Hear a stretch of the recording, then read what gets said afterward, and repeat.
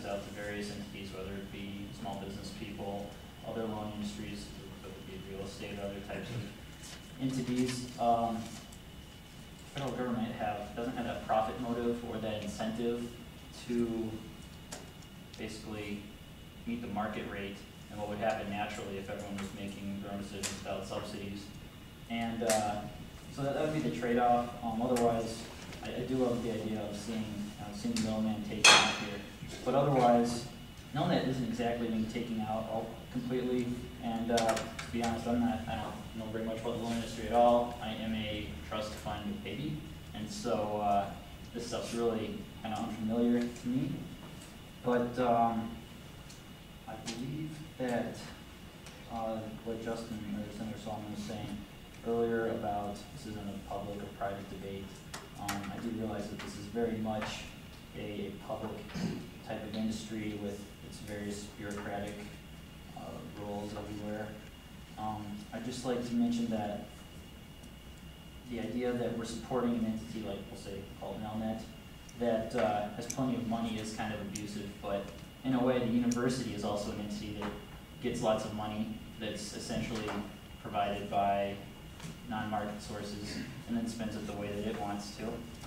But I guess the final thing, the big argument, what I'm really about is tonight we said the Pledge of Allegiance, and I pledge my allegiance to the flag, which stood for the Republic with liberty. And earlier, Chair Barmore stated that the benefits of the students who are represented here are greater than the loss to the Lincoln community with jobs. And then I really don't want to put myself in a position to harm people's liberty in something that may or may not indirectly affect me. I may have friends who have parents who are employed in these industries. There's lots of other connections that I maybe don't see.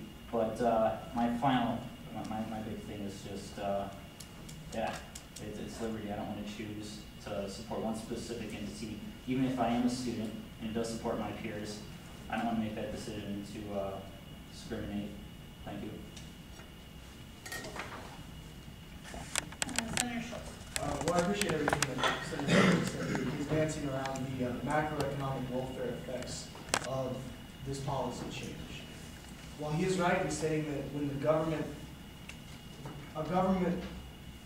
entity not participating in a private market is not going to reach that equilibrium price quantity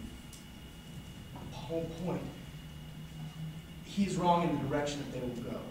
The government is not out searching for a profit. A for-profit company is searching for a profit and they pass that cost on to the consumers. As a government-run entity, they are not going to be at this equilibrium point. They're going to be below it with regards to price. They're not looking for a profit. The government is out there for social welfare, not for profit. They're not trying to pay back investors. They're not trying to pay back stockholders. They're not trying to pay back CEOs.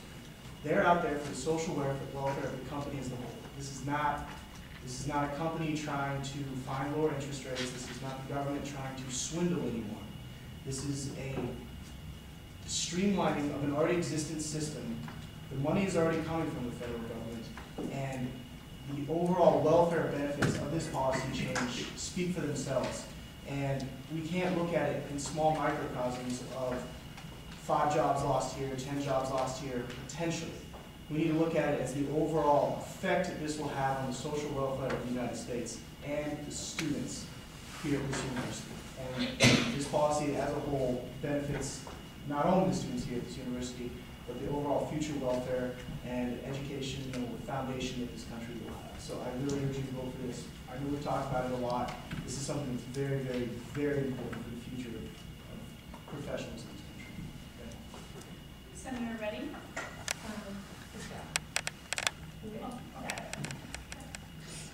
Is there any further discussion? Any further discussion? This time we'll now take a vote.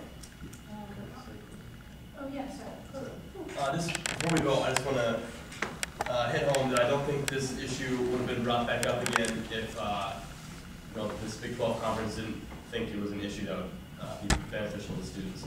So that's why I really urge you to vote to allow us to go speak on this. I would just hate for us to miss out on an opportunity to go as a unified group. So thank you. Thanks for your vote. Roll call, please.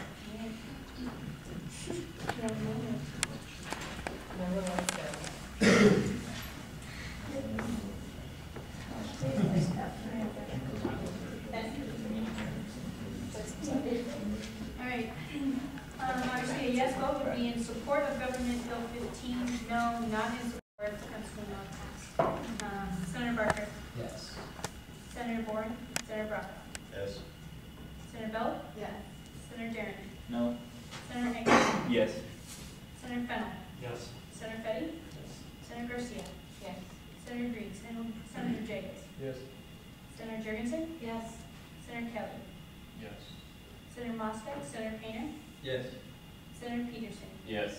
Senator Post, Senator Reddy, Yes. Senator Rucker, Senator Solomon, Senator Schultz, Yes. Senator Shohana, Yes.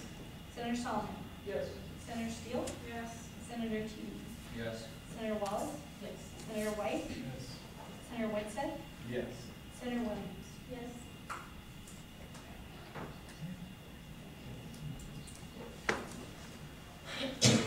Government Bill 15 passes with a vote of 22 to 1 to 0.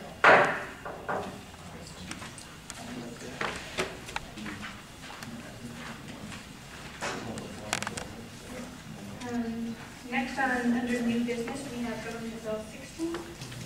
Yes. Let's give President Collins you guys open. I'll yield Chair Barline just a second. After I amend the title to capital S, GLC directive in support capital S. Thanks. Barline. Thanks. Obviously, this is the second issue that was going to be our Big 12 issue. It is the HR 1954 Make College Affordable Act 2009, put forth by Representative Ron Paul of Texas. I think the main intent with having this bill be one of the Big 12 issues is because no other bill is currently in Congress that kind of encompasses making education the most affordable for everyone. So I think while there, truth be told, there hasn't been a lot of action on this bill, I think it is a piece of substantive work that allows us to go forth and lobby on this certain issue. So that being said, I'll open it up for any questions.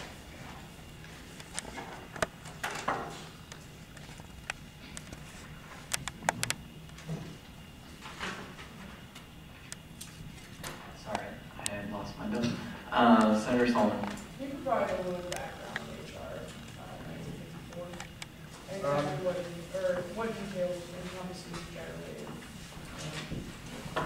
Yeah, couldn't find much. I think Make College Affordable Acts have been introduced in every new session. I think it's kind of Ron Paul's thing.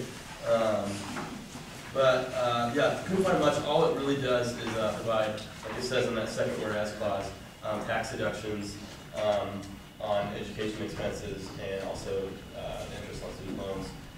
That's just making it more affordable. That's the name.